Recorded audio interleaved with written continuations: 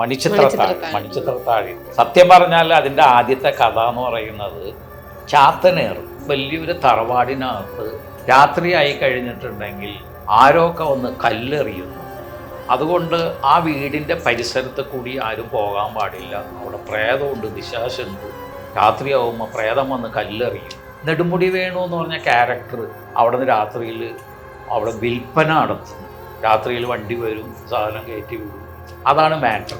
അതാണ് ആദ്യത്തെ മണിച്ചിത്രത്താഴിൻ്റെ കഥ. മോഹൻലാൽ വേണമെന്ന് നിർബന്ധം ഉണ്ടായിരുന്നു. മണിച്ചിത്രത്താഴിൽ പലപ്പോഴും രണ്ട് രീതിയിൽ വിമർശനാത്മകമായിട്ടും അല്ലാതെയും പറയാറുണ്ട്. ഫാസിലിന്റെ മാത്രം സിനിമയല്ല, ഇതിൽ വേറെ പ്രിയദർശൻ, സിബി മലയിലൊക്കെ ഡയറക്റ്റ് ചെയ്തിട്ടുണ്ട്. അവിടെ ഒരു കാര്യം ചെയ്യാം, സിദ്ദിഖ് ലാലിനെ കൊണ്ടുവന്നിട്ട് ആ ഒരു സീൻ അവിടെ എടുക്കട്ടെ. നമ്മുടെ ആ സൈഡിൽ പ്രിയദർശനെ കൊണ്ടുവന്നിട്ട് അതിൻ്റെ ബാക്കിയുള്ള ആ സീൻ അവിടെ എടുക്കട്ടെ.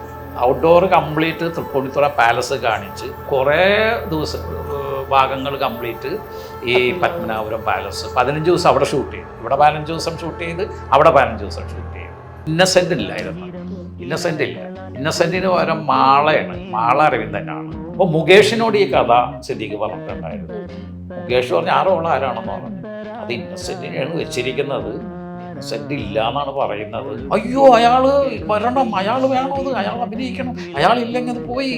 മുകേഷ് കയറി പ്രഷർ ചെയ്ത്, എടോ താനിത് അഭിനയിച്ചില്ലെങ്കിൽ പിന്നെ തൻ്റെ ജീവിതത്തിൽ ഇങ്ങനത്തെ റോള് കിട്ടൂല എന്നൊക്കെ പറഞ്ഞു.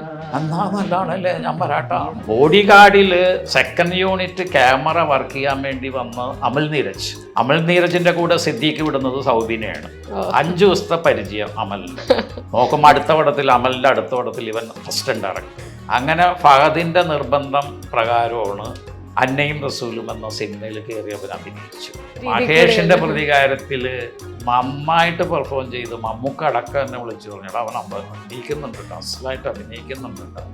അവനിപ്പോൾ സംവിധാനം എന്നൊക്കെ പറഞ്ഞിട്ട് പോകുന്നതൊക്കെ അവൻ മാറ്റി വെക്കും. അഭിനയിക്കുന്നുണ്ടാവും, നല്ലൊരു ആർട്ടിസ്റ്റാണ് അവൻ.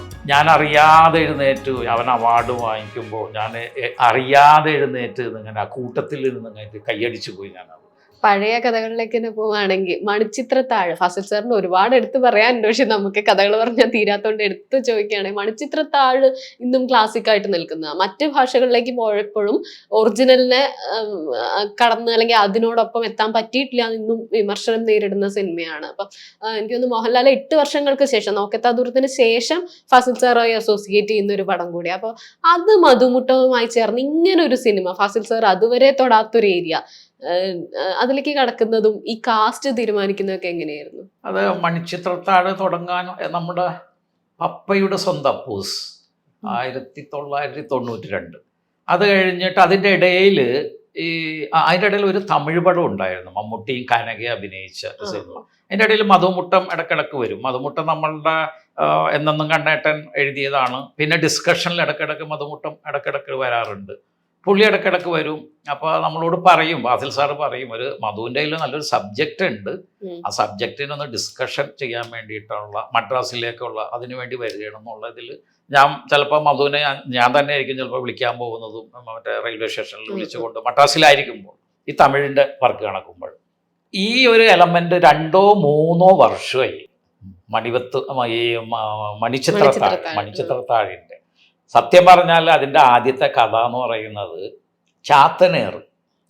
അതൊരു ബംഗ്ലാവ്, ഒരു വലിയൊരു തറവാടിനകത്ത് രാത്രിയായി കഴിഞ്ഞിട്ടുണ്ടെങ്കിൽ ആരൊക്കെ ഒന്ന് കല്ലെറിയുന്നു.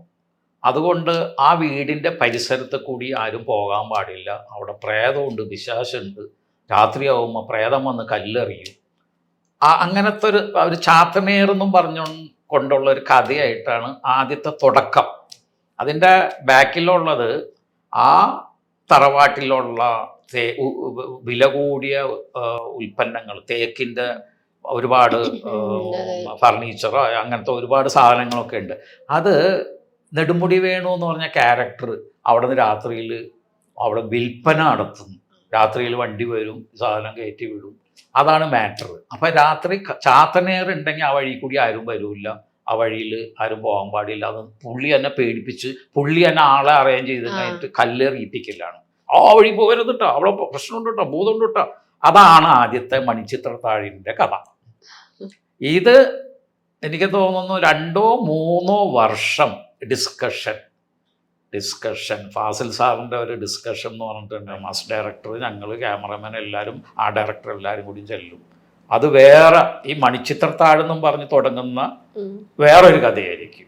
അപ്പം ആദ്യം പറഞ്ഞ കഥയേക്കാളും മാറി മാറി മാറി മാറി വന്നിട്ടുള്ള സിനിമയാണ് നമ്മൾ കണ്ട മണിച്ചിത്രത്താഴെന്നുള്ള ഗംഗ നാഗവല്ലി ആയിട്ടുള്ള സിനിമ രൂപപ്പെട്ടത്, ഫൈനലായിട്ട് രൂപപ്പെട്ടതെന്ന് പറയുന്നത്. അത് ഡിസ്കഷൻ, പറഞ്ഞ് അത് എഴുതിയത് കംപ്ലീറ്റ് കളയും, വേറെ എഴുതും, പിന്നെ അത് കളയും, വേറെ എഴുതും.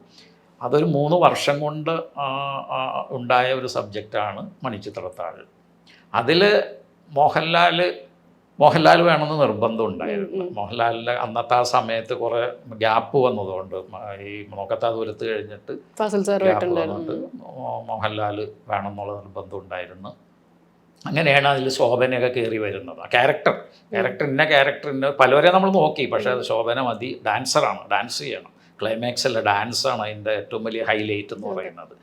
അതുകൊണ്ട് ശോഭന നിർബന്ധമായിട്ട് അങ്ങനത്തെ ബാക്കിയുള്ള സൈഡ് ഗ്രൂപ്പുകൾ, ആർട്ടിസ്റ്റുകളൊക്കെ പിന്നെ ആ സമയങ്ങളിൽ നമ്മൾ വിളിച്ച് കൊണ്ടുവരുന്നതാണ്. അതിനകത്ത് സുരേഷ് ഗോപി ഉണ്ടായിരുന്നു, നെടുമുടി വേണു, ഇന്നസെൻ്റ്, ലളിത ചേച്ചി, അങ്ങനെ എല്ലാവരും ആ ക്യാരക്ടറായിട്ട് ബന്ധപ്പെട്ട് വരുന്നതാണ്. മണിച്ചിത്രത്താഴിൽ പലപ്പോഴും 2 രീതിയിൽ വിമർശനാത്മകമായിട്ടും അല്ലാതെയും പറയാറുണ്ട്. ഫാസിലിന്റെ മാത്രം സിനിമയല്ല, ഇതിൽ വേറെ പ്രിയദർശൻ, സിബി മലയിലൊക്കെ ഡയറക്റ്റ് ചെയ്തിട്ടുണ്ട്. അങ്ങനെ ഒരു കൗതുകം അതെന്തുകൊണ്ട്? അതിൻ്റെ അങ്ങനത്തെ ഒരു സംഭവം ഉണ്ടായിരുന്നു. കാരണം കഥ പറഞ്ഞപ്പോൾ ഞങ്ങളിൽ പലരും പറഞ്ഞത് അവാർഡ് വരെയും കിട്ടാൻ ചാൻസ് ഉണ്ട് എന്ന് പലരും, ഞാനടക്കം പറഞ്ഞിട്ടുണ്ട്. പക്ഷേ നമ്മൾ തുടങ്ങാൻ വേണ്ടി ലേറ്റായി സിനിമ. അതായത് ഭയങ്കര ഗ്യാപ്പായി. എനിക്ക് തോന്നുന്നു 1.5 വർഷമൊക്കെ കഴിഞ്ഞ്, ഇങ്ങനെ പപ്പയുടെ സ്വന്തം അപ്പൂസ് കഴിഞ്ഞ്, അത് കഴിഞ്ഞിട്ട് പിന്നെ സിനിമ അങ്ങോട്ട് വരുന്നില്ല. അപ്പോൾ ഓഗസ്റ്റ് 17 തുടങ്ങാമെന്നും പറഞ്ഞാണ് നമ്മൾ തുടങ്ങുന്നത്. ഈ മാർച്ചിൽ മെയ്യിലൊക്കെ കഥ എഴുതിക്കൊണ്ടിരിക്കും. അതിൻ്റെ തിരക്കഥ പൂർണ്ണ രൂപത്തിൽ ആവുന്നതിന് മുമ്പ് ഞങ്ങൾ പറയും ഓഗസ്റ്റ് ചിങ്ങത്തിൽ ഷൂട്ടിംഗ് തുടങ്ങും. ഞങ്ങളുടെ എല്ലാ സിനിമകളും, സിദ്ദിഖ് ലാലായാലും ഫാസിൽ സാറായാലും ഒരു സമയമാണ് ചിങ്ങം 1 ഷൂട്ടിംഗ് തുടങ്ങാമെന്നുള്ളത്. ഈ ചിങ്ങം 1 ഇത് എഴുതി തീർന്നില്ല, എഴുതി തീർന്നില്ല. അങ്ങനെ സെപ്റ്റംബറായി, ഒക്ടോബറായി, പിന്നെ പെട്ടെന്ന് നവംബർ 2 ഇതിൻ്റെ ഷൂട്ടിംഗ് തുടങ്ങുന്നത്. അപ്പോൾ ഒറ്റ നിർബന്ധമുണ്ട്, ഡിസംബർ 25 ഇത് റിലീസ് ചെയ്തിരിക്കണം, സെൻസർ ചെയ്തിരിക്കണം, അവാർഡിന് അയക്കണം. ഭയങ്കര നിർബന്ധമായി. നവംബർ 1 മാസം, ഡിസംബർ 25 20 ദിവസം. നവംബർ ഈ 45-42 ദിവസം കൊണ്ട് ഈ സിനിമ ഷൂട്ടിംഗ് തീർത്ത്, എഡിറ്റിങ്ങും ഡബ്ബിങ്ങും റീ റെക്കോർഡിങ്ങും മിക്സിങ് തീർത്തിട്ട് തിയേറ്ററിൽ എത്തണം. ആ ഒരു പീരീഡ് ഇത്തിരി ടൈറ്റായിപ്പോയി. അപ്പോൾ 60 ദിവസം പ്ലാൻ ചെയ്ത ഷൂട്ടിംഗ് എങ്ങനെയായാലും ഷൂട്ടിംഗ് തീർന്നു വരുമ്പോൾ അടുത്ത ജനുവരി, ഫെബ്രുവരി, മാർച്ചൊക്കെ പോകും. അപ്പോൾ ഫാസിൽ സാറിൻ്റെ തന്നെ ഒരു ബുദ്ധി ഉപയോഗിച്ചിട്ട് പുള്ളി പറഞ്ഞ്, നമുക്ക് നമ്മുടെ ഒറ്റ ലൊക്കേഷനാണ് മറ്റേ ഹിൽ പാലസ്, തൃപ്പൂണിത്തുറ. അവിടെ ഒരു കാര്യം ചെയ്യാം, സിദ്ദിഖ് ലാലിനെ കൊണ്ടുവന്നങ്ങായിട്ട് ആ ഒരു സീൻ അവിടെ എടുക്കട്ടെ, നമ്മുടെ ആ സൈഡിൽ പ്രിയദർശനെ കൊണ്ടുവന്നിട്ട് അതിൻ്റെ ബാക്കിയുള്ള ആ സീൻ അവിടെ എടുക്കട്ടെ. അങ്ങനെ ഒരു 20 ദിവസം ഞങ്ങളത് വെട്ടിച്ചുരുക്കിയത്. 50 ദിവസം പ്ലാൻ ചെയ്തത് 30 ദിവസം കൊണ്ട് ഞങ്ങൾ ഷൂട്ടിംഗ് തീർത്ത്. അതിന് വേണ്ടിയിട്ടാണ്. അപ്പോൾ പ്രിയദർശൻ വന്ന്, സിദ്ദിഖ് ലാൽ വന്ന്, സിബി മലയിൽ വന്ന്, അങ്ങനെ ആ ഒരു ഭാഗങ്ങൾ കംപ്ലീറ്റ് അങ്ങനെ തീർത്ത്. ഈ തൃപ്പൂണിത്തുറ പാലസിൽ പെർമിഷൻ നമുക്ക് കുറച്ച് പ്രശ്നമായിരുന്നു കിട്ടാനായിട്ട്. ആകെ എന്തോ ആദ്യം 15 ദിവസം തന്ന്, പിന്നെ 5 ദിവസം കൂടി തന്നു, 15-18 ദിവസം തന്നു. ഇതിനെ കണക്ട് ചെയ്തിട്ടുള്ള ലൊക്കേഷൻ വേറെ ഇല്ല. അങ്ങനെ അത് പോയിട്ട് നേരെ പത്മനാഭപുരം പാലസ്, തക്കല, നാഗർകോവിലേക്ക് പോകുന്ന വഴിയിൽ ഇതിനെ മാച്ച് ചെയ്തിട്ട് interior scene, outdoor complete Tripunithura palace കാണിച്ച്, അതിനകത്തുള്ള മുറികളും ഈ ഡാൻസ് ചെയ്യുന്ന ആ സ്ഥലങ്ങളും, അതിൻ്റെ ഉള്ളിൽ കൂടി കിണ്ടി കൊണ്ട് സുധീഷ് വരുന്നതും, അങ്ങനത്തെ കുറേ ഭാഗങ്ങൾ കംപ്ലീറ്റ് ഈ പത്മനാഭപുരം പാലസ് 15 ദിവസം അവിടെ ഷൂട്ട് ചെയ്ത്, ഇവിടെ 15 ദിവസം ഷൂട്ട് ചെയ്ത്, അവിടെ 15 ദിവസം ഷൂട്ട് ചെയ്ത്. അങ്ങനെയാണത് മിക്സ് ചെയ്തത്. അത് ഈ 2 പോർഷനും കൂടി ഒറ്റ ലൊക്കേഷനായിട്ട് തീർത്തത് അങ്ങനെയാണ്. ആ ഒരു സൗഹൃദമാണ്. അപ്പൊ പ്രിയദർശനും സിബി മലയിലും ഒക്കെ അപ്പോൾ അവരുടെ ബെസ്റ്റ് കരിയറിൽ നിൽക്കുന്ന ഒരു സമയം തന്നെയാണ് അത്. അപ്പൊ എന്നിട്ടും ഇങ്ങനെ ഒരു സിനിമയ്ക്ക് വേണ്ടി അവർ വരിക എന്ന് പറയുന്നത് ഫാസിൽ സാറിനോടുള്ള റെസ്പെക്റ്റും സൗഹൃദവും ഒക്കെ തന്നെയാണ്. അത് ഫാസിൽ സാറിനോടുള്ള ഒരു സ്നേഹവും ബഹുമാനവും കൊണ്ടാണ്. കാരണം സാർ മഞ്ഞിൽ വിരിഞ്ഞ പൂക്കളിൽ പ്രിയദർശൻ മോഹൻലാലിൻ്റെ കൂടെ വരുന്ന മോഹൻലാലിൻ്റെ ഫ്രണ്ടാണ് പ്രിയദർശൻ. മോഹൻലാലിൻ്റെ ഫ്രണ്ടാണ്. സിബി മലയിൽ അസിസ്റ്റന്റ് ഡയറക്ടറാണ്, അസോസിയേറ്റ് ഡയറക്ടറാണ്. മഞ്ഞിൽ വിരിഞ്ഞ പൂക്കളുടെ അസോസിയേറ്റ് ഡയറക്ടർ സിബിയാണ്. പിന്നെ സിദ്ദീഖ് ഫാസിൽ സാറിൻ്റെ അസിസ്റ്റൻ്റാണ്. രണ്ടുപേരും അസിസ്റ്റൻ്റായിട്ട് വന്നത്. അപ്പോൾ ആ ഒരു ബന്ധം സാറ് വിളിച്ചാൽ ഒരു 100 ഒന്നും ആലോചിക്കാതെ ഓടി വരുന്ന ആൾക്കാരാണ്. ഇപ്പോഴും അതങ്ങനെയൊക്കെ ആ ഒരു ബന്ധം ഉണ്ട്. അവർ തമ്മിലുണ്ട്. സാറിൻ്റെ ഒരു ബന്ധം വെച്ചിട്ട് ഇവരെല്ലാം എന്തിനും ഓടിയെത്തുന്ന ആൾക്കാർ തന്നെയാണ്. സിബി ആയാലും പ്രിയദർശനായാലും ഇപ്പോൾ സിദ്ദീഖില്ല ലാലായാലും വരുന്ന സത്യനന്ദിക്കാട് ഒക്കെ ആയിട്ട് നല്ല ബന്ധമാണ്, നല്ല റിലേഷനാണ് സാർ അവരൊക്കെ ആയിട്ടുള്ള. അതിൻ്റെ ഒരു ബന്ധത്തിൽ വന്നതാണ് മണിച്ചിത്രത്താഴ് വിളിച്ചപ്പോൾ ഓടി ഒന്ന് ഷൂട്ട് ചെയ്ത്. ഈ ഇതിലൊക്കെ ഇപ്പം മോഹൻലാൽ സുരേഷ് ഗോപി കോംബോ കമ്പയർ ചെയ്യുമ്പം ഹരികൃഷ്ണൻസിൽ വരുമ്പോൾ അതിലും മമ്മൂട്ടി മോഹൻലാൽ അപ്പോഴേക്കും അവരുടെ ഒരു സ്റ്റാർഡം വളരെ ഉയർന്ന ഒരു സമയമാണ്. ഈ രണ്ട് സ്റ്റാർസിനെ ഒരേപോലെ ഇമ്പോർട്ടൻസ് കൊടുത്ത് കഥയിലും അതേപോലെ പ്രൊഡക്ഷൻ സൈഡ് സാറ് നോക്കുമ്പോഴേ ഒരു തരത്തിലും ഒരാൾക്കൊരു കുറവും വരാതെ കൊണ്ടുപോകാൻ എന്നുള്ള ഒരു ബുദ്ധിമുട്ടായിരുന്നോ? അല്ല, അത് ഫാസിൽ സാർ ആയതുകൊണ്ട് മാത്രമാണ്. അത് സാറിൻ്റെ പടം സാറ് അതിൻ്റെ ഒരു ഗുണം ഉണ്ടാകും. അതുകൊണ്ട് അത് മോഹൻലാലാണ് അതിൻ്റെ പ്രൊഡ്യൂസർ. അപ്പോൾ മോഹൻലാൽ തന്നെ പറഞ്ഞ് മമ്മൂക്കനെ കൊണ്ട് മമ്മൂക്കയുടെ ആ റോള് മമ്മൂക്കയും ചെയ്യുക. അപ്പോൾ 2 ക്യാരക്ടർ ഏതായാലും പുള്ളി ഉണ്ടാക്കിയത്. അപ്പോൾ ഒന്ന് മമ്മൂട്ടി, ഒന്ന് മോഹൻലാൽ. അന്നൊരു ഇത് കിട്ടുന്നതാണ് രണ്ടുപേരും അഭിനയിച്ച് വരിക എന്നുള്ളത്.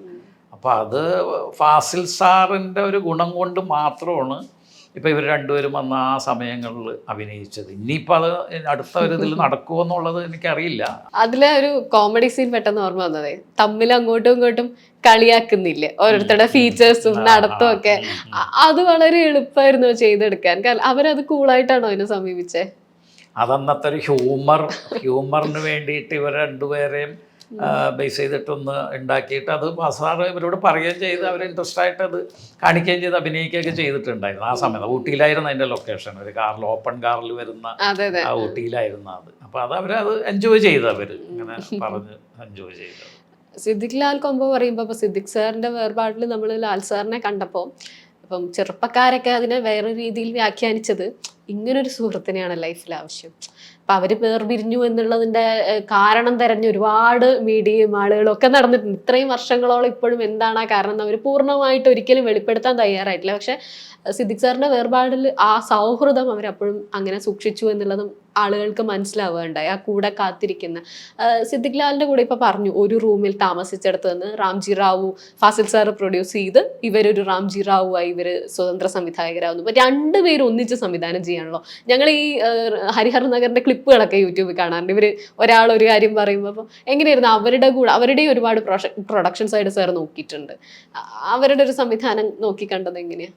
അവർ ആദ്യമായിട്ട് ഇങ്ങനെ അസിസ്റ്റന്റ് ഡയറക്ടറായിട്ട് പ്ലാൻ ചെയ്യുന്നത് ഞാൻ പറഞ്ഞില്ലേ, ഈ വർഷം 16 ഞാൻ പ്രൊഡക്ഷൻ്റെ സൈഡിലേക്ക് പോയപ്പോൾ ഇവരുടെ കയ്യിലൊരു എലമെൻ്റ് ഉണ്ടായിരുന്നു, ഒരു സബ്ജക്റ്റ് ഉണ്ടായിരുന്നു. അത് ഇടയ്ക്കിടയ്ക്ക് അത് പറയാറുണ്ടായിരുന്നു അവർ.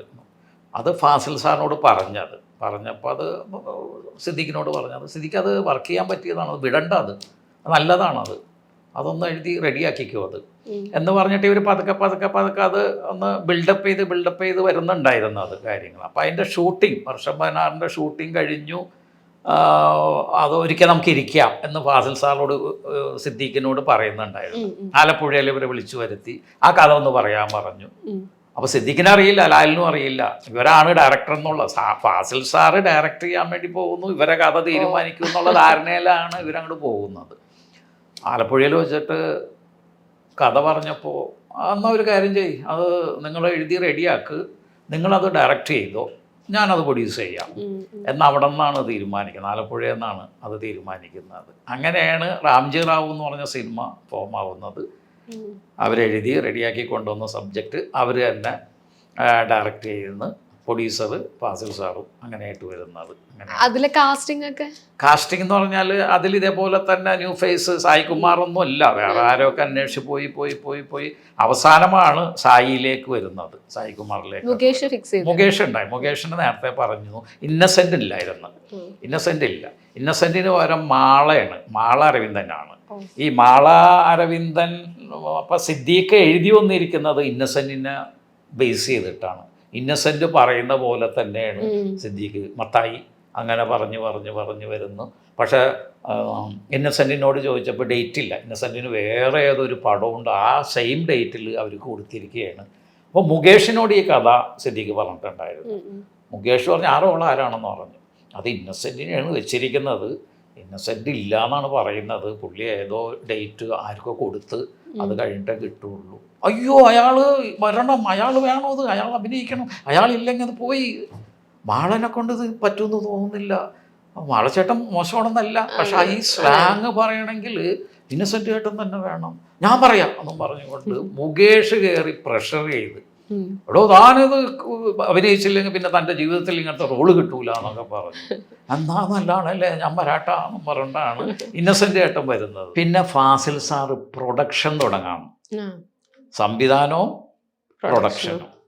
പുള്ളി എന്നെ വിളിച്ചിട്ട് പറഞ്ഞ്, ബാബു എൻ്റെ കൂടെ ഒന്ന് നിൽക്കണം, ഞാൻ ഡയറക്ടറുമാണ്, ഇതിൻ്റെ പ്രൊഡ്യൂസറുമാണ്, അപ്പോൾ കംപ്ലീറ്റ് ക്യാഷ് ഡീലിങ്ങും അതിൻ്റെ പ്രൊഡക്ഷനും കാര്യങ്ങളൊക്കെ ഒന്ന് ബാബു നോക്കണം, ബാബു കേൾക്കണം.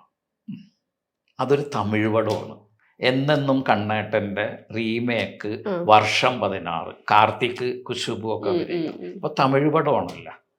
അപ്പോൾ പിന്നെ ഞാൻ വിചാരിച്ചു തമിഴ് പടമായതുകൊണ്ട് ഈ സൈഡിലേക്ക് പോകാം എന്ന് പറഞ്ഞ് പ്രൊഡക്ഷൻ്റെ സൈഡിലേക്ക് പോയി. അങ്ങനെയാണ് ഞാൻ പിന്നെ ഡയറക്ടറിൻ്റെ സ്ഥാനത്ത് നിന്ന് നേരെ പ്രൊഡക്ഷൻ്റെ സൈഡിലേക്ക് പോയി. പിന്നെ ഫാസിൽ സാർ എന്നെ എക്സിക്യൂട്ടീവ് പ്രൊഡ്യൂസർ എന്നും പറഞ്ഞുകൊണ്ട് പോസ്റ്റ് തന്ന് പുള്ളി പ്രൊഡ്യൂസ് ചെയ്യുന്ന എല്ലാ പടത്തിലും ഞാൻ എക്സിക്യൂട്ടീവ് പ്രൊഡ്യൂസറായി. പുള്ളി ഒന്നും അറിയില്ല, ഡയറക്ഷൻ ഉള്ള സൈഡ് മാത്രം നോക്കുള്ളൂ, ബാക്കി എല്ലാ കാര്യങ്ങളും ഒരു പ്രൊഡ്യൂസറുടെ സൈഡിൽ നിന്ന് ഞാനിങ്ങനെ ചെയ്തുകൊണ്ടിരുന്നു. അതോടുകൂടി ഡയറക്ഷൻ എന്നുള്ള വാതിൽ കുറ്റിയിട്ട് ലോക്ക് ചെയ്തു. പിന്നെ തുറക്കാൻ തോന്നിയിട്ടില്ല. പിന്നെ തുറക്കാൻ തോന്നിയിട്ടില്ല. സൗബിനൊക്കെ അതിന് ശേഷം ഈവൻ സൗബിൻ ഡയറക്ടറായിട്ട് അസിസ്റ്റന്റ് ഡയറക്ടറായിട്ട് വന്നു. അവനൊരു എനിക്ക് തോന്നുന്നു എൻ്റെ കെയർ ഓഫിൽ തന്നെ സിദ്ദീഖിൻ്റെ പടം കഴിഞ്ഞ് ഫാസിൽ സാറിൻ്റെ പടം, അത് കഴിഞ്ഞാൽ വീണ്ടും സിദ്ദീഖിൻ്റെ പടം, ഈ ബോഡി ഗാർഡും അതേപോലത്തെ ഒരുപാട് പടങ്ങൾ സിദ്ദീഖിൻ്റെ കൂടെ, സിദ്ദീഖിൻ്റെ ഫാസിൽ സാറിൻ്റെ. പിന്നെ അവൻ്റെ കമ്പനിയിൽപ്പെട്ട പിന്നെ എൻ്റെ ക്യാമറമാനായിരുന്നു പച്ചക്കുതിര, ഞാൻ പ്രൊഡ്യൂസ് ചെയ്ത പച്ചക്കുതിരയുടെ ക്യാമറമാൻ സുഗുവിനെ വിളിച്ചുകൊണ്ടുപോയി. സുഗു പറഞ്ഞ്, ബാബുക്ക അന്ന് ഞാൻ അവനെയും കൊണ്ട് അസിസ്റ്റന്റ് ഡയറക്ടർ, ഞാൻ ഡയറക്റ്റ് ചെയ്യുന്ന പടത്തിൽ സൗബിൻ വേണോട്ടാന്ന് പറഞ്ഞ്. എല്ലാവരുമായിട്ട് നല്ല ബന്ധമാണ്, അതുകൊണ്ട് ഇട്ടിച്ച് കയറിയാണ്. ബോഡി ഗാർഡിൽ സെക്കൻഡ് യൂണിറ്റ് ക്യാമറ വർക്ക് ചെയ്യാൻ വേണ്ടി വന്ന് അമൽ നീരജ് സോങ് എടുക്കാൻ വേണ്ടി, മൂന്നാറിൽ സോങ് എടുക്കാൻ വേണ്ടി അമൽ നീരജ് വരുന്നു. അമൽ നീരജിന്റെ കൂടെ സിദ്ദീഖ് വിടുന്നത് സൗബിനെയാണ്. 5 ദിവസത്തെ പരിചയം അമലിന്റെ. നോക്കുമ്പോൾ അമലിന്റെ അടുത്ത പടത്തിൽ ഇവൻ അസിസ്റ്റന്റ് ഡയറക്ടർ. അങ്ങനെ അവൻ അസിസ്റ്റന്റ് ഡയറക്ടറായിട്ട് ചെയ്ത് പിന്നെ ആഷിഖ് അബുവിന്റെ ഏതൊരു, എനിക്ക് തോന്നുന്നു കാശ്മീരിൽ എവിടെയാണ്, റാണി പത്മിനി ആണെന്നോ, അത് കുറച്ച് കഴിഞ്ഞിട്ടല്ലേ? അതിൽ അസിസ്റ്റന്റ് ആയിട്ട് റാണി പത്മിനി ആണോ അതിനു മുൻപുള്ള കാശ്മീരിൽ ഷൂട്ടിംഗ് നടക്കുന്ന? കാശ്മീരിൽ റാണി പത്മിനിയാ പോയത്, മഞ്ജു വാര്യറും. അവിടെ നിന്ന് ഒരിക്കൽ രാത്രി ഇവൻ എന്നെ വിളിക്കുകയാണ്, എൻ്റെ ഒരു സബ്ജക്റ്റ് ആയിട്ടുണ്ട്, ഞാൻ ചിലപ്പോൾ അത് ഡയറക്റ്റ് ചെയ്യും. നമ്മൾ എന്താണ് സബ്ജക്റ്റിൻ്റെ കുറേ ഭാഗങ്ങൾ എന്നോട് പറഞ്ഞു. നമ്മൾ നല്ലതാണത്, കുഴപ്പമില്ല, ചെയ്യാൻ പറ്റിയതാണ്. അത് ആഷിഖ് അബു ചിലപ്പോൾ പ്രൊഡ്യൂസ് ചെയ്യും, ഞാൻ സൗബിൻ ഡയറക്റ്റ് ചെയ്യാൻ പോകുന്നു. രാത്രിയിൽ വിളിച്ചിട്ട് പറഞ്ഞു. എനിക്ക് വലിയ സന്തോഷമായി ഇത് കേട്ടപ്പോൾ, എനിക്ക് ഭയങ്കര സന്തോഷമായി. ആ കഥയാണ് അവൻ എന്നോട് പറഞ്ഞ കഥ. പിന്നെ അതെന്തോ ഡെവലപ്പ് ചെയ്ത് വന്നപ്പോൾ അത് നടക്കാതെ പോയത് എന്തോ ഒക്കെ. ആഷിഖ് അബുവിൻ്റെ വേറെ ട്രാക്കിൽ ആഷിഖ് അബു വേറെ സിനിമ ചെയ്യുന്നു, ഇവൻ അസിസ്റ്റൻ്റായിട്ട് പിന്നെയും പോകുന്നു. പിന്നെ ഇതേപോലെ എന്നെ വിളിച്ചിട്ട് പറഞ്ഞ്, ഒരു കഥ ഞാനത് പറഞ്ഞില്ല, ആദ്യത്തെ പറഞ്ഞിട്ട് നടക്കാതെ വന്നതുകൊണ്ട് കഥ ഫോമായിട്ടുണ്ട്. അത് അൻവർ റഷീദ് പ്രൊഡ്യൂസ് ചെയ്യാമെന്നും പറഞ്ഞുകൊണ്ട് ഉറപ്പും തന്ന് അഡ്വാൻസും തന്നു. അഡ്വാൻസ് കിട്ടിയിട്ടാണ് ഞാനത് പറയുന്നത് എന്നും പറഞ്ഞ് എന്നെ വിളിച്ച്. നമ്മൾ അഡ്വാൻസും തന്ന എന്താണ് സബ്ജക്റ്റ്? എൻ്റെ കുട്ടിക്കാലത്ത് ഞാൻ ചെയ്ത് നടന്നിരുന്ന ഒരു സംഭവമാണ്. എനിക്ക് പ്രാവിനെയൊക്കെ വളർത്തുന്ന സമയത്ത് വാപ്പ പ്രാവൻ കൂടൊക്കെ ഉണ്ടാക്കി തന്നിരുന്നില്ലേ, അതിനെ ബേസ് ചെയ്ത എൻ്റെ ഒരു ചെറിയൊരു എലമെൻ്റാണ് പറവ എന്ന് പറഞ്ഞ സിനിമ. ഞാൻ പറഞ്ഞ എല്ലാവിധ ആശ്വാസം, നീ നന്നായി വരും എന്നും പറഞ്ഞ് ഒരു മാസം ഒന്ന് കഴിഞ്ഞപ്പോൾ എൻ്റെ ഷൂട്ടിംഗ് ഫോർട്ട് കൊച്ചിയിൽ തുടങ്ങുന്നു.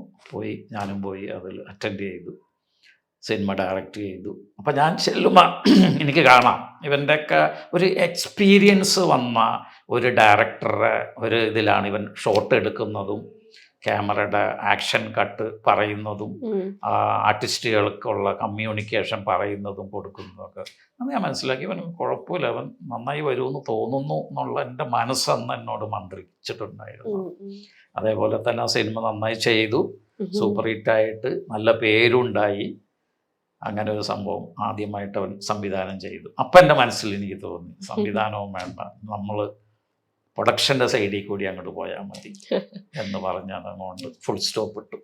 നടൻ എന്ന രീതിയിലെ ഒരുപാട് ഇലവീഴ, പൂഞ്ചിറ, കുമ്പളങ്ങി, അമ്പിളി, ഇത്ര വ്യത്യസ്തമായ വേഷങ്ങൾ പുള്ളി ചെയ്തു. അതുപോലെ ഡയറക്ടറായി, പിന്നീട് പറവ ഫിലിംസ് വരുന്നു. ഇത്രയും കാര്യങ്ങൾ ഒന്നിച്ച് ചെയ്യുമ്പോൾ സാറിൻ്റെ ഒരു എക്സ്പീരിയൻസ് എന്താ സൗബിൻ ഖാനോട് ഒരു കാര്യം പറഞ്ഞിട്ടുണ്ടെങ്കിൽ, അങ്ങനെ എന്തെങ്കിലും ഒരു ഉപദേശം എന്നുള്ള രീതി പറഞ്ഞിരുന്നോ? സൗബിൻ ഒരു ചെറിയ ഒരു സബ്ജക്റ്റ് നേരത്തെ പറഞ്ഞിട്ടുണ്ടായിരുന്നു.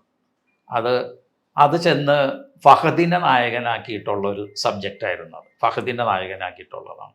അപ്പോൾ ഫഹദിനോട് കഥ പറയാൻ വേണ്ടി ചെല്ലാൻ പറഞ്ഞ്, ഫഹദ് ഫോർട്ട് കൊച്ചിയിലാണ്. അവിടെ ഷൂട്ടിംഗ് തുടങ്ങുന്നതിന് ഒരു 2 ആഴ്ച എന്തോ അതിന് മുൻപാണ്.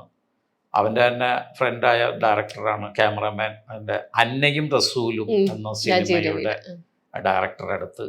ഡയറക്ടർ സെറ്റിലായിരുന്നു ഫഹദ് ഫാസിൽ. ചെന്ന് കഥ പറഞ്ഞു, നമുക്ക് ചെയ്യാമെന്നുള്ള കാര്യം പറഞ്ഞതിൻ്റെ ഇടയിൽ ഫഹദ് കയറി സൗബിനോട് പറഞ്ഞു, എടാ നീ ഒരു കാര്യം ചെയ്യ്, ഇതിനകത്തൊരു വേഷമുണ്ട്, അത് നീ ഒന്ന് ചെയ്യാൻ പറ്റും, ഒരു ആംഗ്ലോ ഇന്ത്യൻ വേഷമാണെന്ന് പറഞ്ഞു. സൗബിൻ പറഞ്ഞു, അയ്യോ ഇപ്പം അത് ചെയ്യാൻ പറ്റില്ല, ആംഗ്ലോ, ഞാൻ ഇതുമായിട്ട് ഇങ്ങനെ ഇരിക്കുകയാണ്, നീ അതൊക്കെ പിന്നെ ചെയ്യാം, അത് മാറ്റി വെക്ക്. അങ്ങനെ ഫഹദിൻ്റെ നിർബന്ധം പ്രകാരമാണ് അന്നയും റസൂലും എന്ന സിനിമയിൽ കയറി അവൻ അഭിനയിച്ചു. അത് കഴിഞ്ഞു, അത് റിലീസായപ്പോൾ അവൻ്റെ പെർഫോമൻസ് കണ്ടിട്ട് എന്നെ ഒരുപാട് പേര് വിളിച്ചു. ഈ സിനിമാ ഫീൽഡിലുള്ള എൻ്റെ ഫ്രണ്ട്സും പഴയ ഡയറക്ടർമാരും പ്രൊഡ്യൂസർമാരും, എന്താണ് സൗബിൻ കാണിച്ചു വെച്ചിരിക്കുന്നത്, എന്തൊരു പെർഫോമൻസാണ്, ആദ്യമാണ് ഇത് ചെയ്യുന്നത്, ആദ്യമായിട്ട് അഭിനയിക്കുകയാണ് എന്നൊന്നും തോന്നൂല എന്നൊക്കെ പറഞ്ഞിട്ടുള്ള അതൊരു അനുമോദനമായിട്ട് ഞാൻ അവനോട് പറയുകയും ചെയ്തടാ, അത് ബെസ്റ്റായിട്ട് ചെയ്തിട്ടുണ്ട്, അഭിനയിച്ചിട്ടുണ്ടെന്നുള്ള പലരും വിളിച്ചെന്നോട് പറഞ്ഞിട്ടുണ്ടടാ, ഏതായാലും നീ അത് തുടർന്ന് പോകുക, ഈ സംവിധാനം എന്ന് പറയുന്നത് പതുക്കെ ഒന്ന് നീ മാറ്റി വെക്ക്, ഈ അഭിനയം ഒന്ന് കണ്ടിന്യൂ ചെയ്തു പോകും എന്ന് പറഞ്ഞപ്പോൾ അവൻ ബാക്കിയുള്ള പോർഷനിലൊക്കെ ഇനിയിപ്പോൾ അഭിനയിക്കാനുള്ളതിലേക്കാണ് പിന്നീടൊക്കെ എന്നോട് പറഞ്ഞിരുന്നത് ആ സമയങ്ങളിലൊക്കെ. അങ്ങനെ ഒരുപാട് ആഷിഖ് കപൂറിന്റെ പടത്തിൽ തന്നെ പല സിനിമയിലും നല്ല പേര് വന്നിട്ടുണ്ട്. വൈറസ് എന്ന് പറഞ്ഞ ഗസ്റ്റ് റോളാണെങ്കിലും അത് ഗംഭീരമായിട്ട് അഭിനയിച്ചു. അതിനുശേഷം അമലിന്റെ പടത്തിൽ തന്നെ പല റോളുകൾ ചെയ്തു. അതുകൂടാതെ ഈ പിന്നീട് വരുന്നത് മഹേഷിന്റെ പ്രതികാരം, അതാണ് ഒരു കൊമേഡിയൻ എന്നുള്ള രീതിയിൽ. മഹേഷിന്റെ പ്രതികാരത്തില് നന്നായിട്ട് പെർഫോം ചെയ്ത് മമ്മൂക്ക അടക്കം എന്നെ വിളിച്ചു പറഞ്ഞാൽ അവൻ അഭിനയിക്കുന്നുണ്ട് കേട്ടോ, അസലായിട്ട് അഭിനയിക്കുന്നുണ്ട് കേട്ടോ, അവനിപ്പോൾ സംവിധാനം എന്നൊക്കെ പറഞ്ഞിട്ട് പോകുന്നതൊക്കെ അവൻ മാറ്റിവെക്ക്, അഭിനയിക്കുന്നുണ്ട് അവൻ, നല്ലൊരു ആർട്ടിസ്റ്റാണ് അവൻ എന്നുള്ള മമ്മൂക്കൊക്കെ വിളിച്ച് പറയാം. അത് കഴിഞ്ഞിട്ടാണ് കുമ്പളങ്ങി നൈറ്റ്സ്, അത് ഞാൻ കണ്ടു ഞെട്ടിപ്പോയി ഇവൻ്റെ പെർഫോമൻസ്, അതിഗംഭീരം. സത്യം പറഞ്ഞാൽ സിനിമ കണ്ടുകൊണ്ടിരിക്കുമ്പോൾ ഒക്കെ എൻ്റെ കണ്ണുനീരൊക്കെ വന്നൊരു സിനിമയാണ്. അതേപോലെ തന്നെ അമ്പിളി എന്ന് പറഞ്ഞ ഒരു അത് ഡിഫറെന്റ് ക്യാരക്ടേഴ്സ് ഇവൻ ചെയ്യുന്നു. പിന്നെ സുഡാനി ഫ്രം നൈജീരിയ, അത് അവനക്ക് സ്റ്റേറ്റ് അവാർഡ് കിട്ടിയപ്പോൾ ഞാനും എൻ്റെ വൈഫും എൻ്റെ ഉമ്മ ഞാനും കൂടി പോയി. ഞാൻ അറിയാതെ എഴുന്നേറ്റ്, അവൻ അവാർഡ് വാങ്ങിക്കുമ്പോൾ ഞാൻ അറിയാതെ എഴുന്നേറ്റ് ഇങ്ങനെ ആ കൂട്ടത്തിൽ നിന്നിങ്ങായിട്ട് കൈയടിച്ചു പോയി.